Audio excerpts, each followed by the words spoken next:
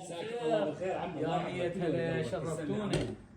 إن الشرف والله مشتاقين لكم احنا وايد. الله يسلمك.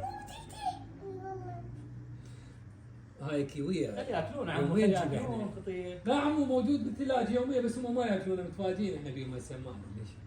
شلونكم انتم؟ والله الحمد لله، انتم شلونكم؟ والله نعم الحمد لله. شو اخباركم؟ زينين الاهل يسلمون عليكم تعرفوا شوية بعد.